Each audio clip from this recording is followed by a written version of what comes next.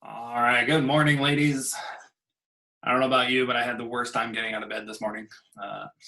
So missed my workout this morning because I couldn't get out of bed, but that's okay. Things happen. Kind of skip them every once in a while. So I thought we would start off this morning by giving you a little bit of extra time to work on the second group exercise that I gave you yesterday. Heard a door. Since I know most of you only really got through the first one, so I'll give you about 10-15 minutes. So let me kind of bring that up and remind you what that was. And then we'll start new stuff from there. Partially also because I don't want to get too far ahead. So that way we have too many days before the exam. So as a reminder, don't forget that the next exam is 1 week from today. So I posted all the practice homework problems. I'll post the practice exam stuff in a little while here, but yeah, so 1 week from today is the next exam. So the second group assignment we gave yesterday said this. So we have a steady beam of alpha particles, which have a charge of 2 protons, because it's 2 protons, traveling with a constant kinetic energy of 20 mega electron volts. Remember, 20 means 10 to the positive 6, and electron volt is the amount of energy needed to accelerate an electron through a 1 volt potential. Carries a current of 0.26 microamps. So it says if the beam is directed perpendicular to a flat surface, how many alpha particles strike the surface in 3 seconds? And then at any instant in time, how many alpha particles are there in a given 20 centimeter long beam? And then again, through what potential do we need to accelerate these alpha particles, whose mass is this, to give them that 20 mega electron volts. So here's our picture again. So here we have the alpha particles coming in, which constitutes a current of 0.26 microamps, which are hitting this surface perpendicular to it, which is depositing then alpha particles onto this. And our time frame here then is delta t equals to 3 seconds. My brain just fried. Where am I looking? There it is. Yeah, 3 seconds. Okay, good. So basically, for the first part, you're just playing with, again, the definition of current, right? So again, you know, current, by definition, is equal to the change in charge divided by the change in time.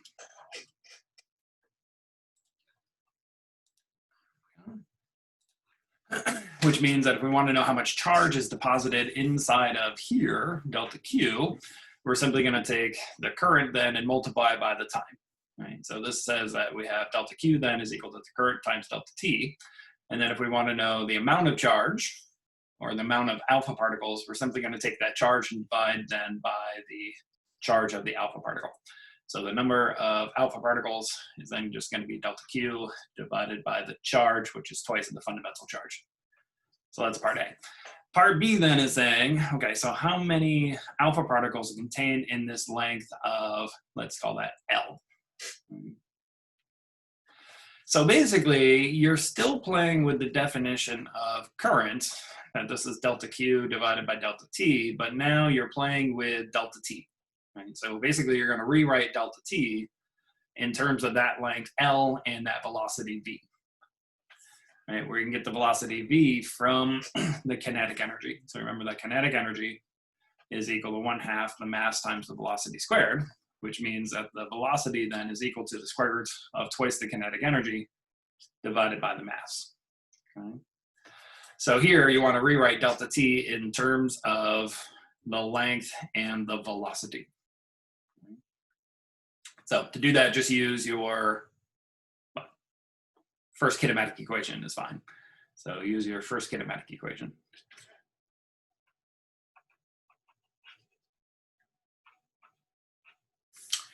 And then in part C, he's just saying, okay, so here's my region of delta V, my potential region. Here's my alpha particle, so 2e alpha. I'm gonna accelerate this guy through here, so that way by the time it gets out, it's gonna be moving with that amount of kinetic energy, which is then equal to 20 MeV. So here you're just using what we did for the last exam, which is conservation of energy. So here we have the change in kinetic energy plus the charge, which is twice the fundamental charge times the change of potential, then must be equal to 0, where our change of potential here has to be negative, basically. So make sure that this thing comes out to be positive. Stop there. Bam, there we go. Good. So let's put in that negative sign. Now again, they start from rest, so we know the initial velocity is going to be equal to 0, which means kinetic energy is just going to be the final kinetic energy minus twice E delta V is then equal to 0. So here you're just solving for delta V. So, like I said, I'll give you guys about 10-15 minutes to kind of talk about it. Basically told you everything that you need to know. So that's fine, shouldn't take too long. And then we'll start talking about different types of circuits we can have. So alternating versus direct currents. So, okay, so let me switch it into 2 rooms and then we'll reconvene in a little bit.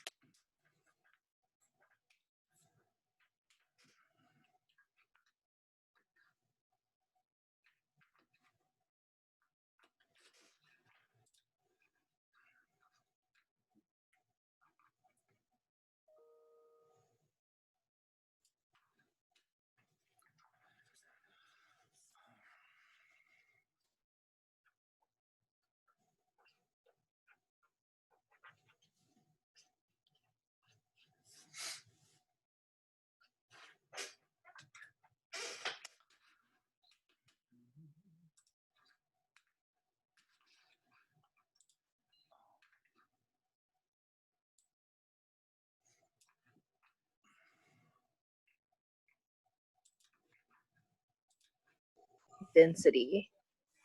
Okay.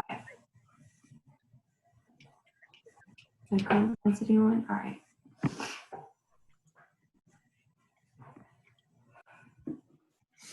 Good morning, ladies. How are we doing so far? Well, we're just getting the question pulled up and stuff.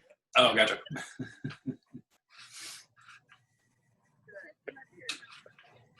All right.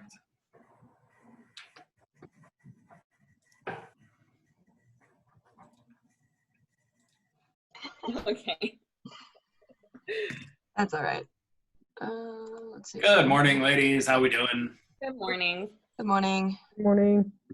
We're comparing notes because I think that Callie and I have both already done it yesterday, Oh, okay. Yeah, I finished but it. we have different answers. Oh, gotcha. We're talking about part B. B. Okay. Good. So what I had done was I used that delta T equals Q over I, and I took that and defined T as length over velocity. And then Yep. I set those two equal to each other. Okay. So delta Q over I equals length over velocity. Mhm. I used the kinetic energy to find the velocity, plugged that in. Yep. And solved for, what would that be? So that would give you delta Q, right? Yeah, because we have current Okay. and length and velocity. And then from delta Q, you would divide that by the charge again. So 2E. Yep. I think I did that all in one step. Okay. And then I ended up with the number of particles, 3.5 times 10 to the 4th. I'm not following my own math right now. I'm like, what did you do here? What you have sounds reasonable. Yeah. Where is my? I have I over L, or no, I times L over 2E times the velocity. So I think that 2E is the charge, right? Yes. Yeah. Yeah. Okay, so I did that all in one step. Okay. Which one was this? Current? Yeah. Okay. Gotcha. Yeah, I That don't make remember what the sense? answer is supposed to be, but to the 4th sounds a little low. So it should probably be more than Okay. that, I would think. I can check. Let's see here.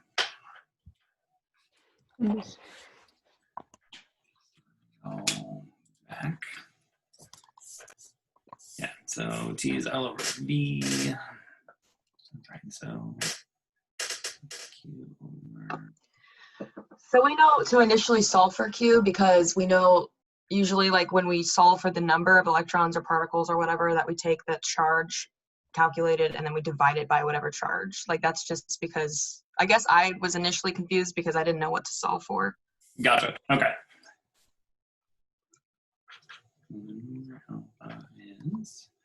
Yeah, so it should be L times I divided by 2EV. Yep. Good. So I have that written down. So maybe I plugged in the numbers wrong.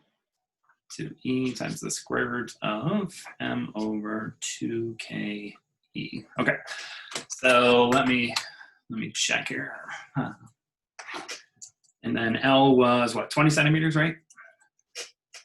Yeah. 2 divided by 2 times 1.602 times 10 to the minus 19. And then I was 0.26 times 10 to the minus 6.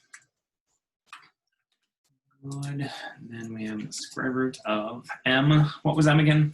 6.6 something. 7 times 10 to the negative 24. 6.6 divided by 2 times kinetic energy, which was what, 20 times 10 to the 6th times 1.602 times 10 to the minus 19. So that's 10 to the minus 27. Okay, so I got 5,224. Oh, that's weird. I got Very 525 different. particles, so that's weird. And I did not do it that way, so I was like somewhat on the right track, minus the place. Ballpark 5,500. So I've done something wrong. I have the I got what you variable, got. like all in the right place, but the numbers are wrong. Gotcha. What were you saying, Molly? I got what you got. Okay. What were you using for the mass? Was that given? What was given on the PowerPoint? So 6.64 times 10 to the minus 27. Okay, I don't have that. Okay. And what did you use for your velocity? I just wrote the square root term. So I did the square root of the twice the kinetic energy divided by the mass. So I just calculate everything in once instead of calculating that separately. Okay. But I could do that. Let me see. I did that. Raise that to the -1. So the velocity should have been about 3.1 times 10 to the 7th meters per second. Okay, that's what I got. Nope. 3.1 times 10 to the, you said 7th? Yes. Yeah. So less than So the speed you're of light. using that 6.64 times 10 to the negative 27th as mass. Correct. Yeah.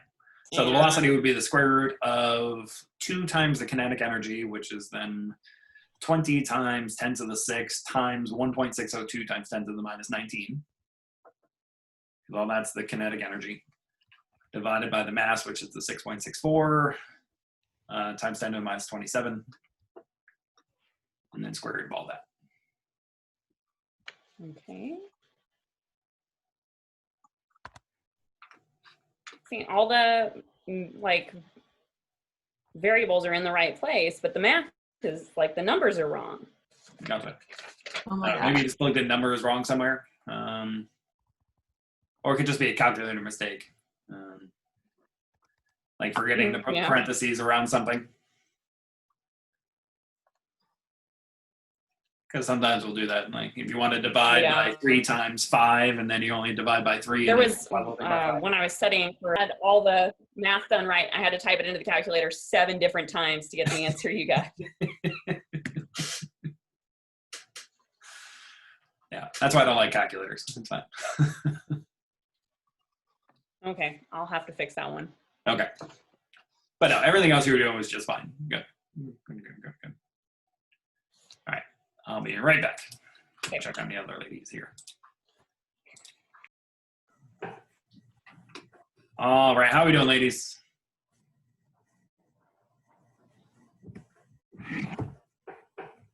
I think we're stuck on the second part, part B.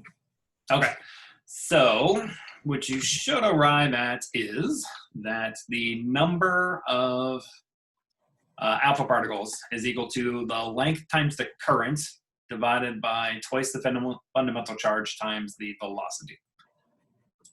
So let's see here. Okay. So here, I'll type that out. So should get that the number equals the length times the current divided by the charge, which is twice the fundamental charge, times the velocity.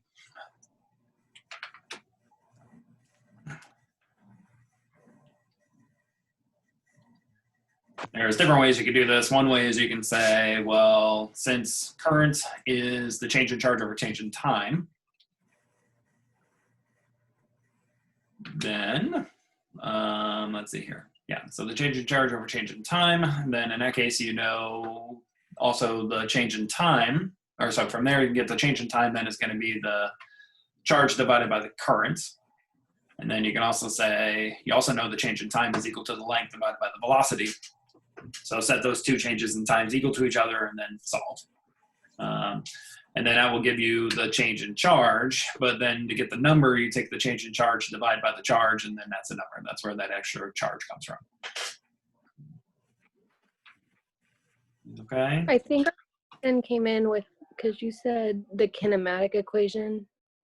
Oh, yeah. So the kinematic equation came from to get the change in time was equal to the length divided by the velocity. So that's where the kinematic equation came from.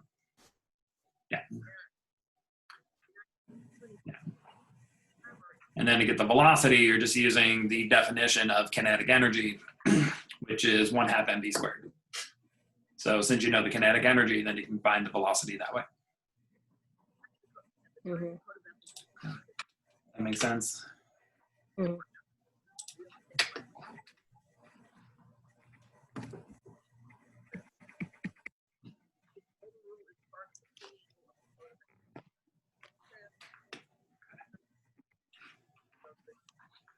Okay.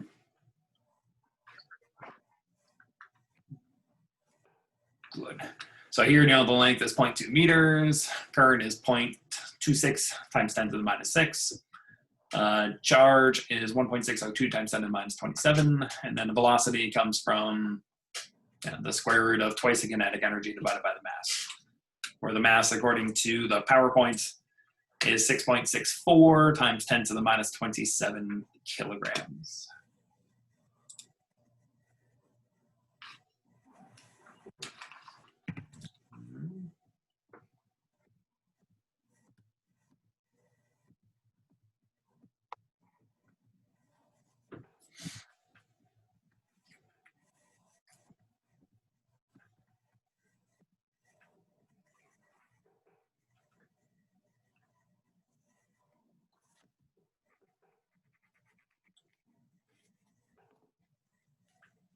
Everybody's doing okay?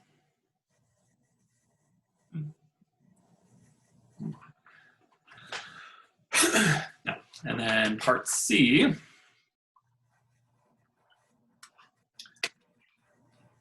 So part C then, according to what we had written down, then the change of potential then is just equal to the kinetic energy divided by twice the charge of an electron.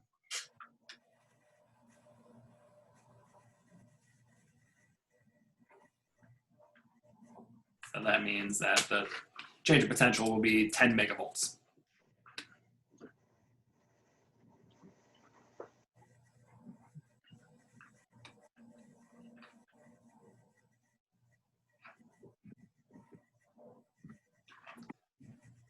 Everybody's doing okay?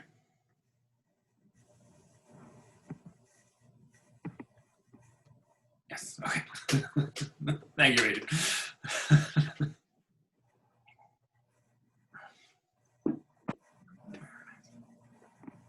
All right. these work. Go from I think I there have is. no idea. Yeah. Okay, wait. Oh, there's clap and thumbs up. Did you get that? Yeah. Okay. Maybe I'll use the. Oh yeah, there we go. We're trying to figure out how to raise our hand when you're lecturing. there. Oh, gotcha. Just give a thumbs up. Just know that it's actually a thumbs down. I don't understand. No bueno. Just interrupt me. Just take off your microphone. But yeah, there is a way that you can raise it up, but I forget how to actually do it. So, but no, if you have a question while I'm actually talking away, just unmute yourself and interrupt me. So the easiest way to do it. So, so Okay, do we agree so on all of our real numbers quick, now? Hmm. I'm still gonna fix B later, but I don't have my calculator with me right now, actually. But I wanted to ask you Sure. about B. When you said use the first kinematic equation, what Oh, did you mean? So I just meant to be able to write delta T was equal to L over V. That's all Oh, it meant. okay. So remember the first kinematic equation says the change in velocity, well, let's see. Yeah, so the change in velocity, or no, sorry, the velocity is equal to the change in position over change in time. Okay, I just wanted to make sure that it wasn't something that I had like forgotten to plug in entirely. No. We pretty No. much agreed on the math, but I wanted to make sure. So Yeah. I just need to be careful with the numbers. Gotcha. No, so that's just saying, yeah, so you just have V is equal to delta X over delta T, which means T then is equal to delta X over V, but delta X is just L. So, yeah. Yeah. So just to remind you, that's how we get what delta T is, but yeah. No, that's it. Okay. That's it. Nothing spooky or anything like that, so. It's okay. I just wanted to make sure. Gotcha. Okay. Let me check on the other group real quick, and then we'll reconvene here in a second. Okay.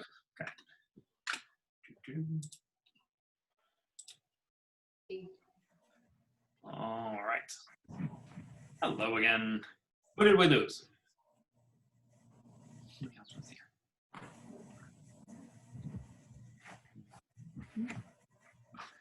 All right. So everybody's doing okay? Good. All right. So let's go ahead and close up the rooms and then reconvene so we can talk about some new stuff.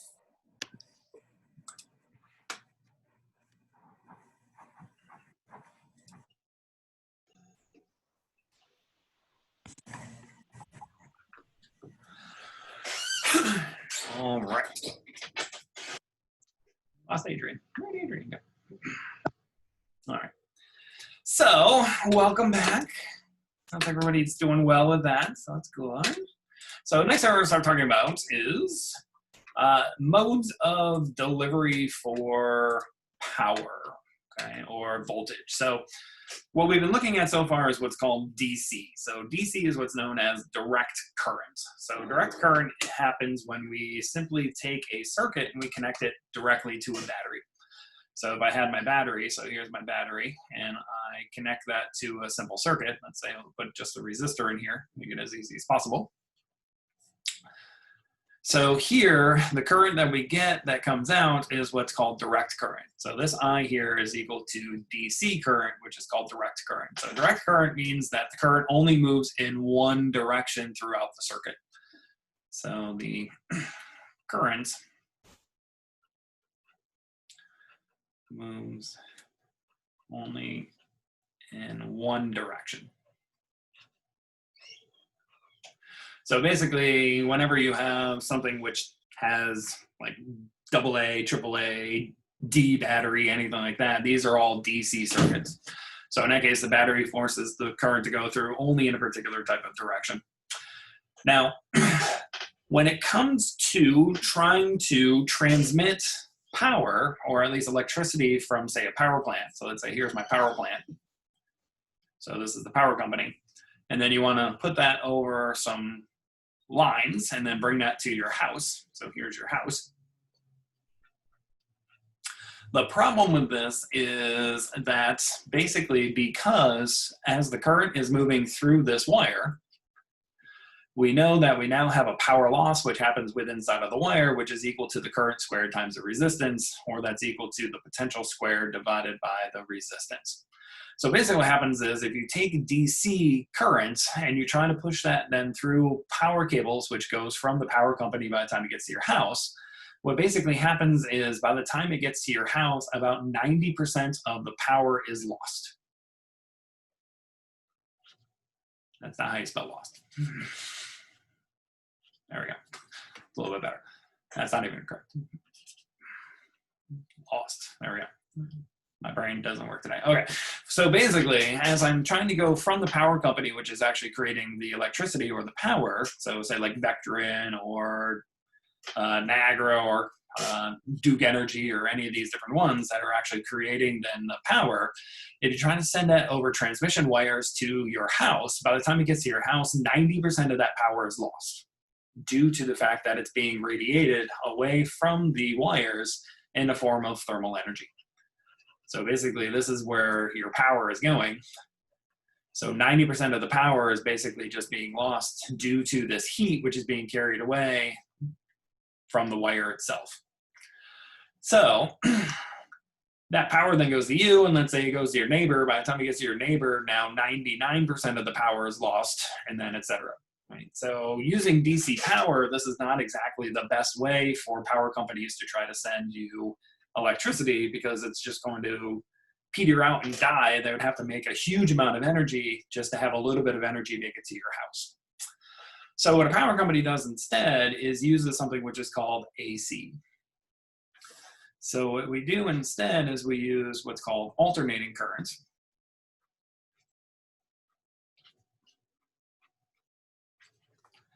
Which is current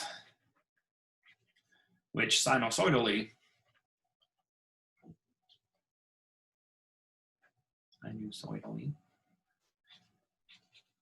changes direction.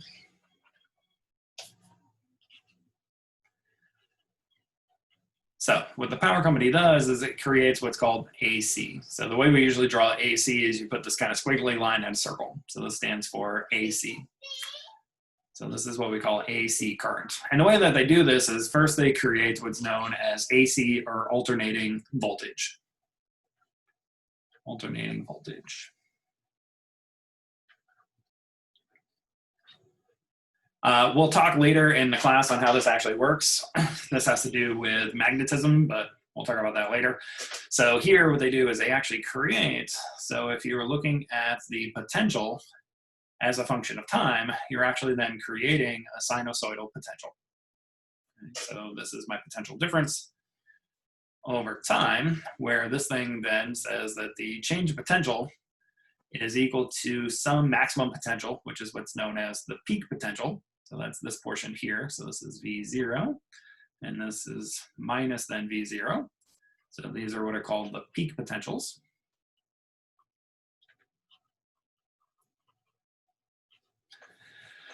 So this is then V0 times sine of 2 pi times a frequency times the time.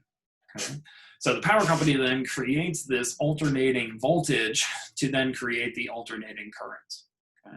Where V0 again is called the peak potential, and then F here is the frequency of oscillation. Now, depending on what country you're in, will then determine what type of frequency you have. So for example, in the US, we use 60 hertz. So this is true in both US and Canada. But the rest of the world basically uses 50 hertz. So the rest of the world.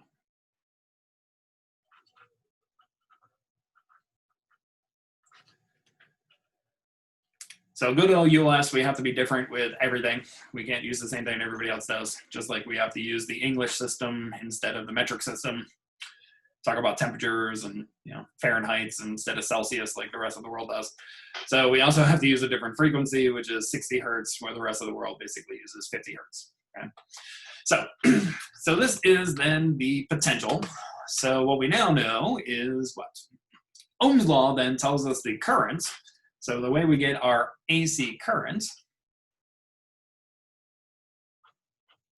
so our AC current then, we're just going to call that I, is then equal to, by Ohm's law, the change of potential divided by the resistance. So here, this is then going to be the peak potential, divided by the resistance times then sine of 2 pi times that same frequency times the time. And then we usually define this to be I0, which is then the peak current, times then sine of 2 pi times the frequency times the time. Okay. So this is then is, again, if I was looking at the current, which is running through one of these transmission wires, then this is oscillating as well as exactly a sine curve as well. So this is then my current as a function of time, where this is the peak current, and then this is the negative of the peak current. Okay. Where this thing, again, has a frequency of, again, 60 hertz within the US, and also 50 hertz within the rest of the world. And to make things more complicated, the peak voltage that is used is also different in different countries. And we'll talk more about that in just a second. Okay. So good. So what's the point of doing all this? Well, the point of doing all this is now when I look at the transmission wire, so here's my transmission wire. So what's happening then is if I look at the current inside of the transition wire, what's happening is one moment it's going in this direction. So this is the direction of my AC current. And then another moment of time, it's actually moving in this direction, which is then constantly oscillating back and forth. So the reason that we do this is because now if I have my power company here, which again is making an AC potential, and that's transmitting power to my house, what's different now is instead of having 90% of the power being lost by the time it gets to my house, typically what happens is it's only going to be about 1 to 10% is now lost. So a much smaller fraction is actually lost due to the fact that I now have AC current as opposed to direct current. Right? Now, it's a little more complicated than this. Basically what happens is that when the power company makes it, they make a very small peak potential. And then here you use what's called a transformer. And we'll talk more about this later, but this is a transformer, which then increases the size of that peak potential. So now by the time it gets inside of the wire, it now has a gigantic peak potential. So this is your high potential or high voltage wires. That then comes all the way to here until basically it gets to your house where you now have another transformer, which then decreases the size of the potential again. So by the time it goes inside of your house, you again have a small peak potential. So here you have a peak potential, which is small. Power company also makes a small peak potential, but then they transmit it as a very large peak potential. Okay. Basically, the reason that they do this is because what? The power loss, again, is equal to the current squared times the resistance. So if you can create a large potential with a fixed amount of resistance, that means that the current here becomes very small. So you're actually now transmitting a very small current, and since you're transmitting a very small current, you now have a much smaller fraction of power which is being lost, because the power which is lost is now very small due to the fact that you're taking a small number and you're squaring it. So it becomes an even smaller number. Right? So you're creating then a very small current.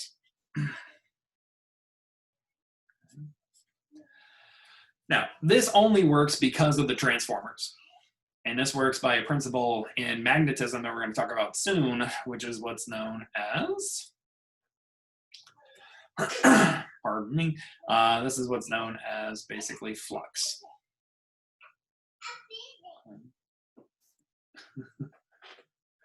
So basically all this has to happen because it's AC. That's basically what happens. But again, so what the power company does is it creates a very small alternating potential, small or largest alternating current, put that through this is what's known as a step-up transformer, creates a very large potential, which creates a very small current. You then transmit across here, which only loses somewhere between 1 and 10%, depending on the resistance. Then you bring it to the person's house. You go through then what's known as a step-down transformer, which then brings the potential back to a very small potential and then brings that to your house. So, now, When it gets to our house, or actually when it goes through here, what we usually don't measure is the average, but we usually measure the RMS. And basically the reason for this is because let's look at the power loss. So now we can say the power loss, which again is equal to the current squared times the resistance, is then equal to, in this case, the peak potential squared times then sine squared of 2 pi times the frequency times the time times the resistance. Or that's equal to the peak potential squared divided by the resistance times sine squared of 2 pi times the frequency times the time. So these are the power loss inside of the wire. Okay. So now if I plotted the power as a function of time, so this is power loss versus time. Since this now goes as a sine squared, this thing actually never becomes negative. So my power loss actually is going to do something like this. So this is my power loss, and this thing just repeats itself. So at any moment of time, the amount of power I'm losing is anywhere between 0 and the maximum amount of power. So this is then P max, which is then equal to the peak frequency or the peak potential or peak current squared times the resistance, which is then also equal to the peak potential squared divided by the resistance. So this is the maximum amount at which I'm going to lose. But at any other time, you're anywhere again between 0 and this maximum value. So typically, but since this has kind of a high frequency, we don't really notice it going from 0 up to maximum, down to 0 up to maximum. What we usually notice is that average amount, and that average amount is the average amount of power. So this is then P average loss, which is the time average of all of this.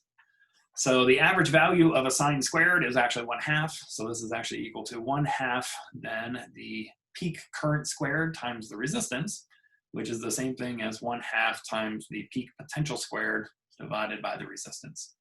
So this is the average power which is being lost due to the fact that since this thing is oscillating so quickly, you don't really notice it going from 0 up to maximum. You kind of notice that this thing is moving at an average. So the average amount of power that you're losing is given by the time average of this, but the average of a sine squared is actually simply equal to 1/2. Okay. So by averaging the sine squared, that's where this extra factor of 1/2 comes from. Now this we can also write another way, which we can write as what's known as RMS. So we can write this as the RMS current squared times the resistance, or I can write this as the RMS potential squared divided by the resistance. Where RMS, you should have talked about this in 175, but RMS refers to root mean squared. So RMS equals root mean squared.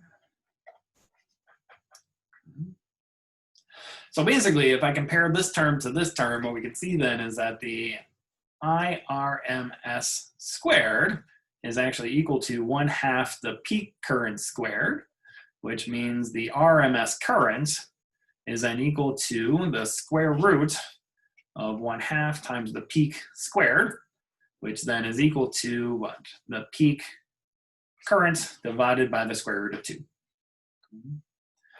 By the same logic, the RMS potential then is equal to the peak potential divided by the square root of 2.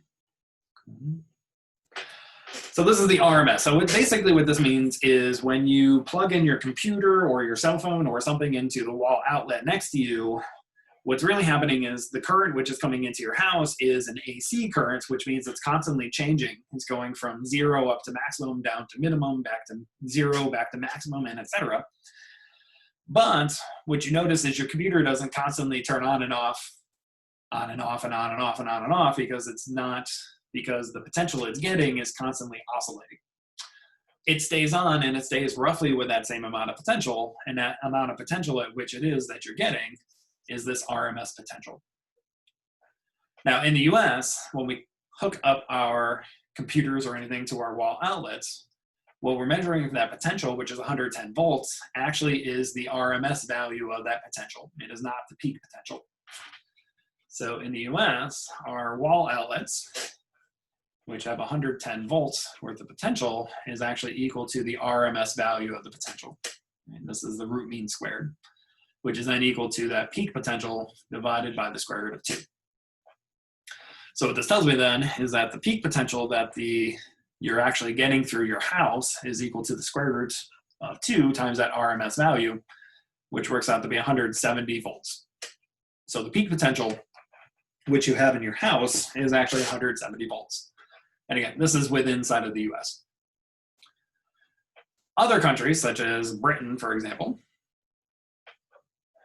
their RMS value is actually much higher than what we have. Let me remind myself exactly what it is. I think it's 270. Well, we'll find out. Sorry, 240. So in a place like Britain, their RMS value is actually 240 volts, is actually the RMS value for their potential, which is then equal to the peak potential divided by the square root of 2, which means that the peak potential used in a place like Britain, which is the square root of 2 times the RMS value of their potential, works out to be, 340 volts. Assuming I multiplied things right. Fine. So this is basically why, if you ever travel to another country, you have to get a universal adapter. So when you plug in your universal adapter into their wall outlets, it's not only because their prongs are different. Like in Italy and other places like that, they actually only have these weird 2 circular prongs that actually go into the wall. The reason that you actually have to use those is multiple reasons. Number one, because the frequency is different. So it has to convert the frequency from 50 hertz to 60 hertz to make it work with our US equipment. And the other thing is they use a much higher potential than we do. So there's actually a step down converter inside of that universal wall outlet to make sure that you don't actually fry your equipment, right? So it actually brings the potential down to the 110 that we use here in the US. To kind of show you an example of that, let's do an example. So let's say, where is it? Here it is. So I want to calculate the resistance and the peak current in a 1,000-watt hair dryer, my favorite hair dryer to dry my lovely locks. Okay, is connected to a 120-volt line, and then we want to know what happens if we connect it to a 240-volt line in Britain. Okay. So what do we know? So we know the power of this thing is 1,000 watts. We know it's connected to a 120-volt RMS line, and we want to know what is the resistance and what is the peak current. So good. So what do we know? So we know the power, which is then the average power, is equal to 1,000 watts, which is then either equal to the RMS value squared times the resistance, or this is equal to the RMS value squared of the potential divided by the resistance. Or remember that power loss is also equal to the current times the potential. So this is also equal to the RMS value of the current times the RMS value of the potential. Okay. So first things first, for part A, we're looking for what? The resistance. And what do we know? We know the RMS value of the potential. We know the RMS value of the potential is equal to, how much was it? 120. So we know this guy is 120 volts. Well, in this case, since we know VRMS, we know the power, so it's easier to use the second version here. So here we're just going to say that the average power is equal to the RMS value of the potential squared divided by the resistance, which means the resistance then is equal to the RMS value of the potential divided by the average power.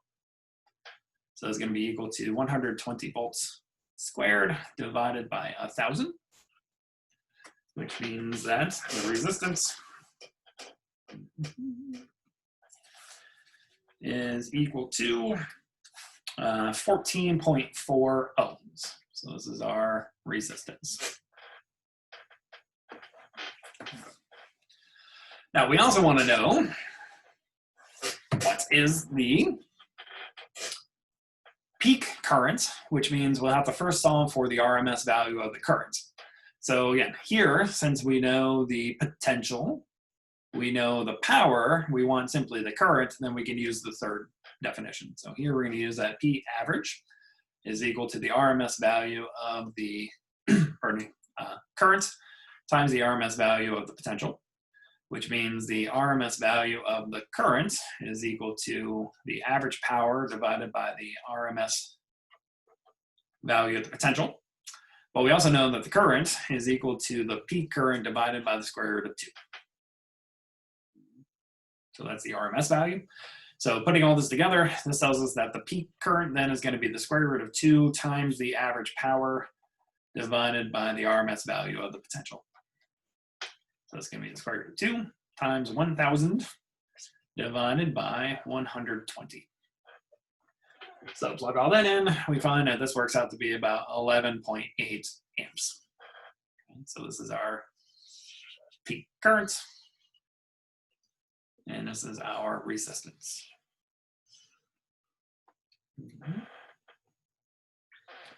It's okay? So part B, we want to know now, what happens if we connect this to a RMS value of the potential, which is equal to 220 volts, right? So we want to know what happens. What happens? Well, what happens is, first of all, we know the resistance has to stay the same. So the resistance is going to be equal to 14.4 ohms because that's based purely off the resistor. So since we're putting it in a higher potential, what that means is then the current is going to go up, which means the power is going to go up as well. So this means that the average power is now going to be equal to the RMS value of the potential squared divided by the resistance. So this is going to be 240 squared divided by 14.4, so that resistance has to stay the same. So this works out to be about 4,000 watts. So basically what happens is if we go from that 120 volts to now 240 volts, the power that's used by, or I should say, the power which is delivered to the hairdryer, so my favorite hairdryer, to make sure that my golden locks stay golden locks, goes from 1,000 watts to 4,000 watts. So the power which is being delivered increases by 4 times. Which also means that the power which is being radiated by my resistor, in this case my beautiful blow dryer, also increases by 4 times, which means that the heat goes up by 4 times. Which means what happens to my beautiful blow dryer? It's gonna die. It's gonna melt, right? So what's actually gonna happen is that since this is 4 times greater, it's gonna get 4 times hotter.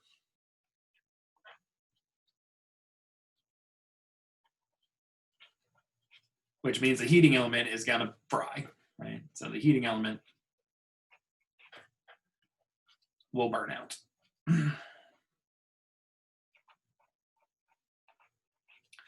So my favorite beautiful blow dryer is now gonna fry. I won't be able to do my hair anymore. I have to look terrible for the rest of my trip. But it'll be okay. So would this mean that potentially, like in European countries, that running things on this higher potential makes things burn out quicker? Correct.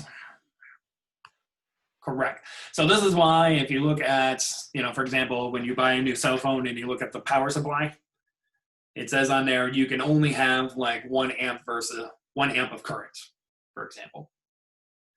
So that's rated based off of your country. So in this case, and again, US, we use about 110, 120. So when you plug that in, it's giving you, based off the resistance, which is inside of that adapter, 1 amp versus of current. But now if I brought that and I didn't have the correct universal adapter and I connect it, say in Europe, now that is going to be 2 times higher, which means now you have more currents running through it, which means it gets hotter, which means it can actually burn it out. Right? So something like a cell phone wouldn't be as bad because the current wouldn't be as much greater, but something like a computer or a blow dryer or something like that, yeah. So you might burn it out in one use or maybe in a couple of uses. Okay. So that's the whole point of having that, again, that universal adapter, is to make sure that it steps down the potential to make sure that that doesn't happen. So if you don't have that, don't use your equipment. That's the best way to do it. Or borrow somebody from theirs. Okay. Nice. So, everyone okay? So this is AC. So again, we'll talk more about AC when we start getting into magnetism. When we start talking about what's known as Faraday's law. So with Faraday's law, this allows us to go from a small potential to a big potential back down to a small potential. Okay? But again, your power company, again, creates this AC to ensure that less power is lost as you convert or as you go from one site to another site. So good. So that's AC. So the last thing we're going to talk about is, let's start looking at our microscopic version of Ohm's law.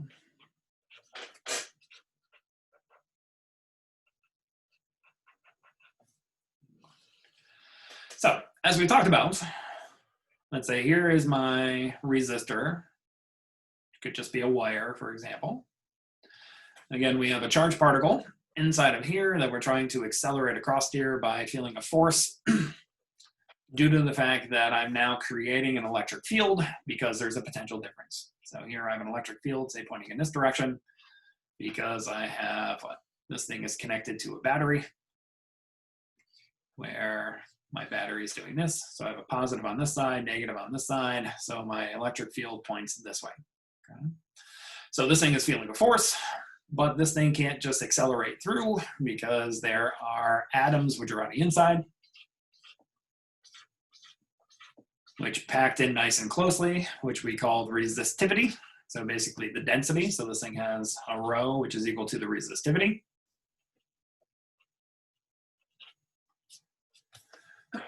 Causing these guys to now try to accelerate, but they can't really accelerate. They're going to bounce around,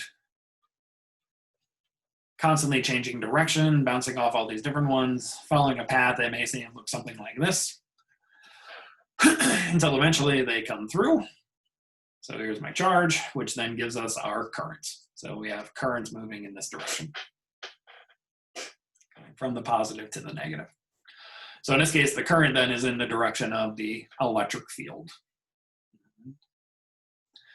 So this is kind of our viewpoint. So this is what we call the microscopic version. We'll talk more about all this kind of stuff here. Now, what we said was that even though the electrons are trying to accelerate through, because of all of these different collisions, what that does is it forces these to move on average through this thing with a constant velocity, which is what we call the drift velocity. Okay. So even though these things are constantly trying to be accelerated, but they're being constantly accelerated in different directions due to all these different elastic collisions causing them to move in different directions. So again, on average, this charged particle is going kind of slowly across this element with a constant, relatively constant velocity, which is what we call the drift velocity. Okay. So now, let's talk a little bit about current. So current is, even though we're looking at a cross-section and counting the number of charges which passes this cross-section, the current then is equal to the average over the entirety of the wire, at least over the entirety of the cross-section.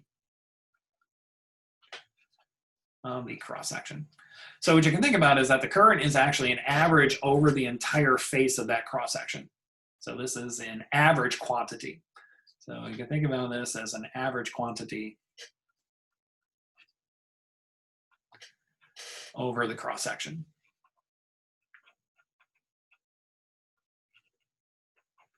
Now, what does that mean? So what that means is it doesn't really tell me how the current is actually flowing from location to location inside of the wire itself.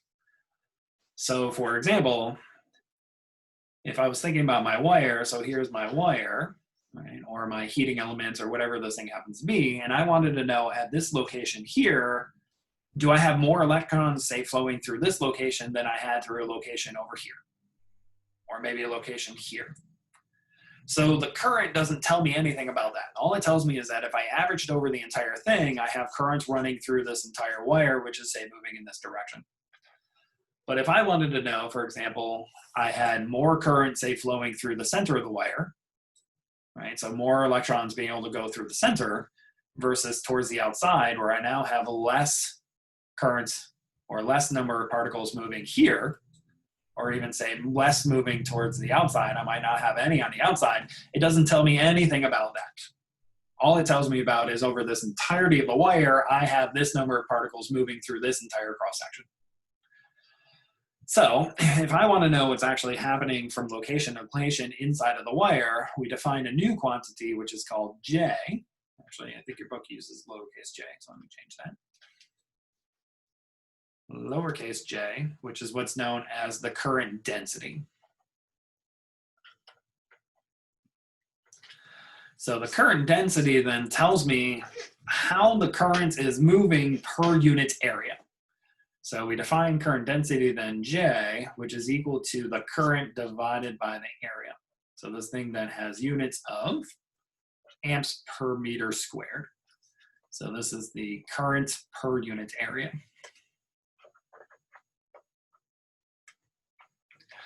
So if you want, you can think about current density then as the location to location measurement of the current. So this is the location dependent measurement of the current. Okay. So basically, again, what this thing is telling me is that in the profile of this wire, I might not have any charges moving across the surface of the wire, very little moving as I go further in, and then I have maximum on the inside, and then again, it tapers out to 0 as I move to the other side. So this is basically telling me as I go deeper inside the wire, where is most of the flow occurring? So this is one possible thing. Another possibility is I could have, say, nothing at the center, and as I move away, I get more and more amounts of current moving until I have maximum moving across the surface. So this might be what my profile looks like. Or it could just be constant all the way through. So I could just have current density constant everywhere across this wire. So in this case, my J in this case would be equal to a constant. Okay. So what the current density again tells me is the position dependence of the current, or how the electrons are actually flowing through the inside of the wire. So this is the microscopic version. So this is telling me what's happening at every location within inside of the wire. Where the current, again, is just an average over the entirety of the wire. So it's telling me what's happening on average throughout the wire. So I have this number of charged particles moving on average across this cross-section, but it's not telling me what it's doing at every different location. So this is what we call current density. Now, it turns out that current density here is actually a vectorial quantity. So in general, J is actually a vector. So this thing has a directional property to it, unlike current, which was a scalar.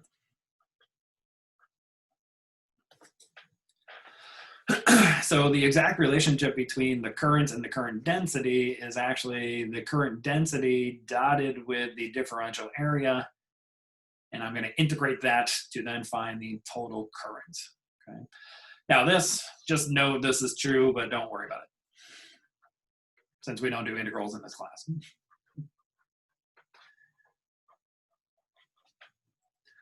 But a dot product is how you turn a vector into a scalar quantity. Okay.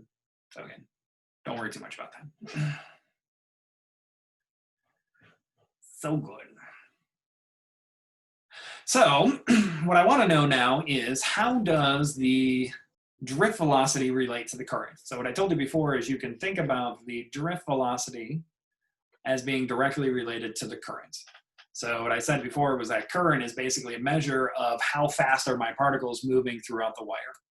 So I want to know what now is the relationship between these two guys, which will also give me the relationship between the current density and the velocity as well. So how are these guys related to each other? So to do that, let's think about inside of our wire. So let's say here's our wire.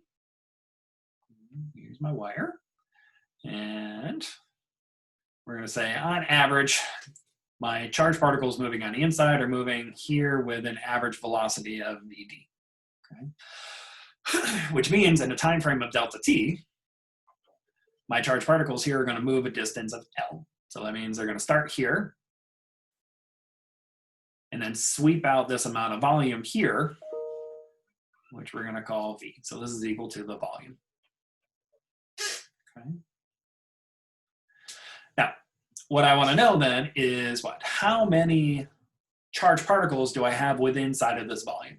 So what I want to know is what is delta Q? So how much charge is inside of this volume? So good. So we know that delta Q then is going to be equal to the number of charge carriers per unit volume, or let's see here. I don't want to do this. No, let's do the number. So this is going to be equal to then, do it this way, the number of charge carriers times the charge of that charge carrier. Okay, so here N then is equal to the number of charge carriers. Now, from here, we're going to define little n, which is then equal to capital N divided by the volume. So this is equal to then the number of charge carriers per unit volume. So this is what's known as the number density. So this is the number of charge carriers per unit volume. So this thing is going to have units of 1 over meters cubed or 1 over centimeters cubed, something like that, depending on what unit system I'm working in. So I'm going to rewrite this then as the number density times the volume times the charge of the charge carrier. Okay.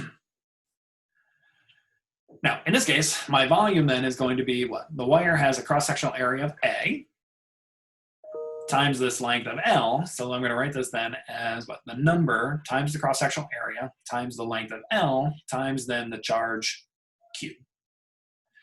But since on average, this thing is moving with a constant velocity of V, that means we can rewrite L, according to our first kinematic equation, as being the average velocity or this drift velocity times the change in time. So I'm going to rewrite this then as what? The number times the area times the drift velocity times the change in time, all times Q.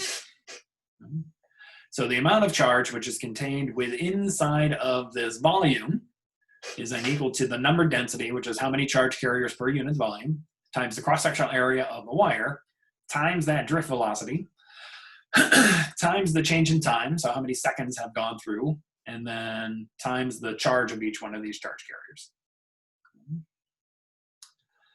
Now, from here, we know that current is equal to the change in charge divided by the change in time. So this is now going to be equal to the number of charge carriers per unit volume times the area times the drift velocity times the change in time times the charge, all divided by the change in charge, or sorry, change in time. The change in times are going to cancel. So this works out then to be the charge times the number density times the area times the drift velocity. So this is our relationship then between the current and the drift velocity. So as we can see here, it happens that indeed the current is directly related to the drift velocity, which means, again, we can think of the current then as the average velocity at which these charged particles are moving, which is only dependent on the charge times the number density times that cross-sectional area. So the bigger I make the area, the bigger the current is going to be. Now, for the current density, we know the current density is equal to the current divided by the area. So the other thing that's going to happen here is this area portion is going to go away. So it's going to be equal to the charge times the number density times the drift velocity. Or since this is a vector, then this is going to be equal to the charge times the number density times the drift velocity written as a vector. So this says that the current density then is in the same direction as the velocity. And again, it's directly proportional to the velocity. So J is in same direction, or opposite direction if it's a negative charge, as Q assuming Q here is positive. And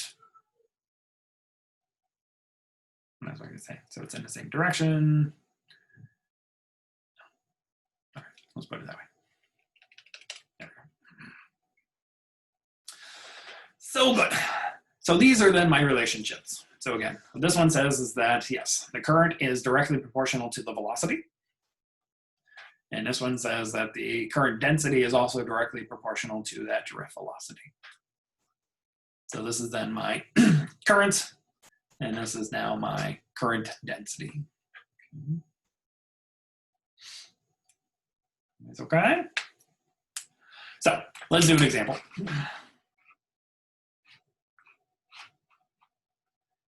Good, so I want to look at, we already did that one. So number 4, so where's number 4? There it is. So this says we have a copper wire, which is 3.2 millimeters in diameter, carries a current of 5 amps. We want to know what is the current density. So what's the current density inside the wire? What is the drift velocity of the free electrons? And then C, we want to estimate the RMS velocity of the electrons, assuming they behave like an ideal gas at 20 degrees Celsius. And assume that there is 1 electron per copper atom is free to move. Okay, you'll understand why I want to do this last part, but okay. So the first part says that, so let's draw our picture. So we have our wire, so here's my wire. Here's my wire. We know the wire has a diameter, so the diameter is equal to 3 millimeters. 3.2 millimeters, sorry. 3.2 millimeters.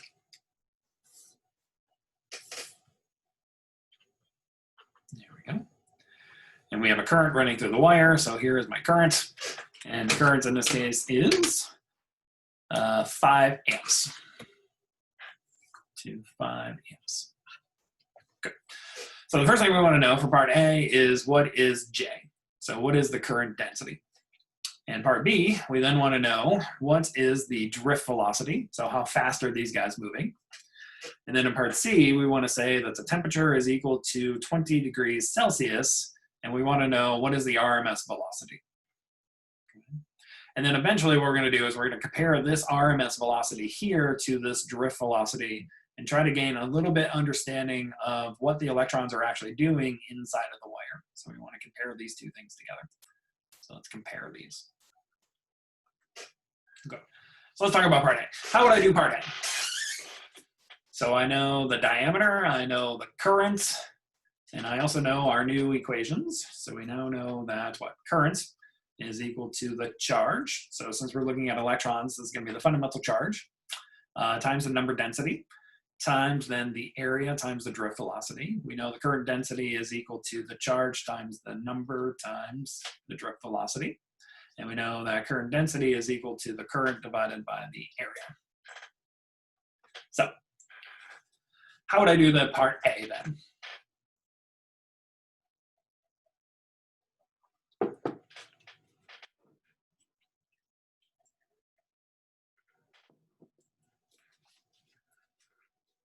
Would you use that last equation? Yes, good job, Julie. That's right. So here I would find the current density then is equal to the current divided by the cross-sectional area. And as some of you learned yesterday, what's the cross-sectional area of a cylinder? Pi r squared. Pi r squared, good. Not the surface area. So this is equal to him divided by pi r squared. But we know that r is equal to, what, half of d. So we can also write this then as 4 times the current divided by pi times d squared. Because r squared then is going to equal to d squared divided by 4. Good.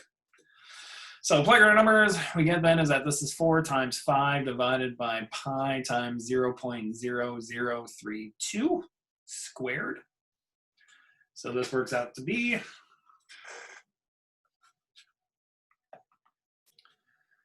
So this works out to be, where am I? So I get on the right problem. So this is about 6.2 times 10 to the 5th amps per meter squared. This is 6.2 times 10 to the 5th amps per meter squared. Good. How would I do B then?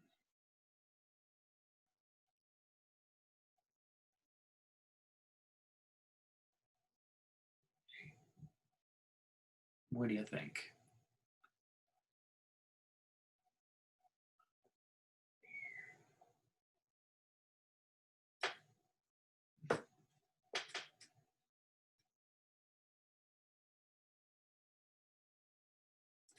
So how would we do B?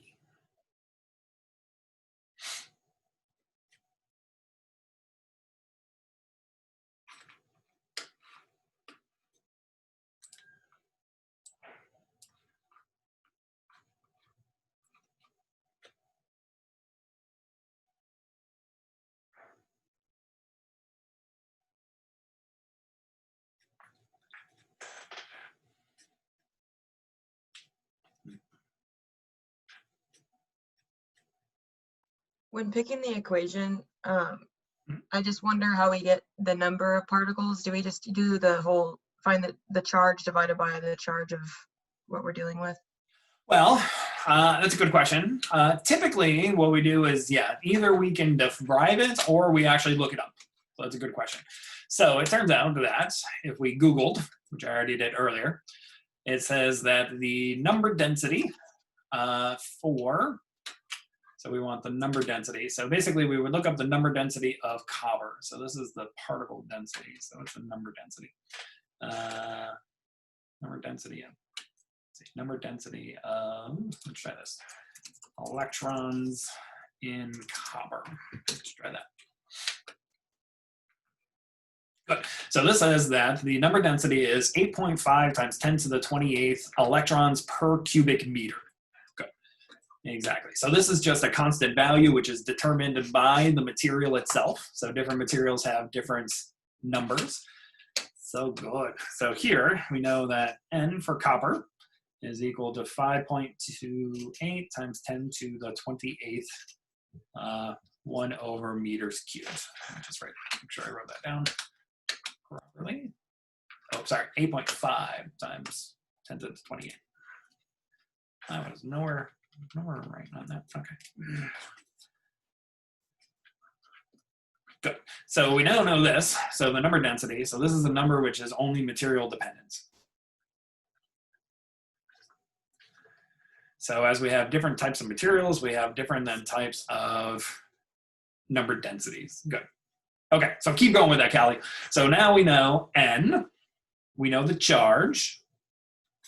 What else do we know? We can just the charge of the, well, we said the charge of the electron. Don't we just pick one and solve for VD, basically?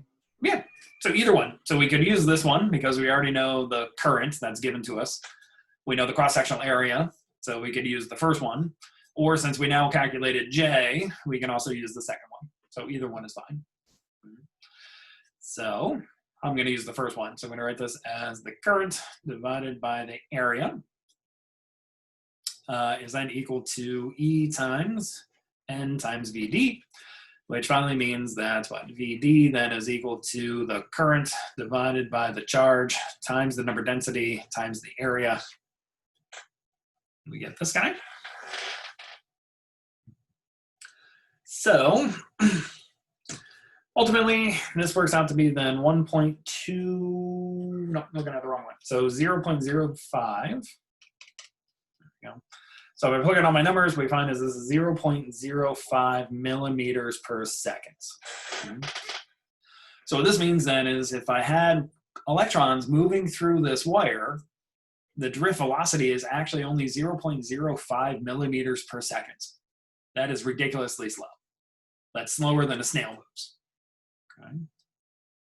So the speed at which they're moving through this wire is really, really tiny. Now, let's take a part C. So part C then says, what is the RMS velocity? So just to remind you, RMS velocity is equal to the square root of 3 times Boltzmann's constant times the temperature divided by the mass. So here, if I plug in the temperature, which was 20 degrees, the mass, which is the charge of, or the mass of an electron, which is 9.11 times 10 to the minus 11, and the Boltzmann's constant, this works out to be about 1.2 times 10 to the 5th meters per second. Okay. So what does this mean? So basically this means that what? If this is my wire, right? So let me kind of exaggerate the size of the wire. What's happening is what? On average, each one of these electrons, so here's my electron, is moving in some random direction with an RMS velocity of 1.2 times 10 to the 5th meters per second. Okay? This is what's happening inside of the wire at all times. So basically, each electron is just moving in different random directions at this particular velocity. Then when I apply this potential difference to then create an electric field, what happens then is it causes this section to now slowly migrate in the direction of the electric field at a rate of 0.05 millimeters per second. Okay? So imagine that basically you have a chunk of gas. That gas is moving in all kinds of different directions at this high velocity, but then it's slowly moving in the direction of the electric field at this really tiny, slow rate. Okay. Now, let me ask you one more question. Can you see my broken lamp back there? My children broke it on me. Okay, so now if I come over here and I flick on this light switch, what happens to the lights? Well, as soon as I flick it on, immediately the light turns on. At least as far as we're concerned, immediately the light turns on. But again, each electron inside of here is on average moving at a rate of 0.05 millimeters per second, which means that what? Let's say going from the switch down through the power cord into here is, I don't know, let's say, I don't know, maybe a meter. So for one single electron, which is at the switch itself, it's going to take something like 6 hours for it to move through this wire to get inside of the light switch or into the light bulb. So to move from the light switch all the way through here inside of that, it's going to take like 6 hours for it to do that. So why is it then that the light turns on as soon as I immediately turn on the switch? So why is that happening? If the electrons are moving slow throughout the wire, how come when I flick the switch, it immediately turns on? What do you think? You're creating some kind of concentration gradient because they've started to move, even if they're not moving very far. And But they're not moving very far. It starts to displace the next grouping, kind of like the waves that we talked about. Exactly. So what's happening is, so what Katie's basically saying is that even though I was originally talking about one electron which is near the switch, but there are groups of electrons all the way throughout the wire, all the way basically ready to fall inside of the light bulb itself. So as soon as I put on that switch, that first group then starts to move, even though it has moved only a little tiny distance. It's enough to get this thing to actually start to turn on. Exactly. So we have to remember that this whole entire wire is filled of electrons at every location within inside of it. So it's not just whatever's happening on this end, but everywhere on the inside, all of them are now going to start to move at 0.05 millimeters per second. Exactly. Good. That's right. So I believe we're out of time. So we'll do one more example of this tomorrow. And then we'll talk about the relationship between the current density and the electric field. So that'll be the last thing we'll talk about. So that's what's known as the microscopic version of Ohm's law. So we'll talk about all that tomorrow. All right. Is everyone okay? Any questions on this? Quick question. Sure. So the RMS velocity, that doesn't change whenever the drift velocity of the section is the one that's going slow. Correct. Okay. Yeah, so the RMS velocity is basically just saying that the electrons are acting as a gas on the inside, so they're just moving all kinds of different directions. So yeah, they're still Okay. moving in different directions. It's just, imagine that we're taking a wedge and then slowly moving it. So it's a slow propagation on top of the random movement in all different directions. Got it. Okay. Correct. Is okay? All right, so I'll see everybody in about 10 minutes in lab, okay? So today's lab is going to be a little bit different, but I'll explain that when we get there. So it'll be fun.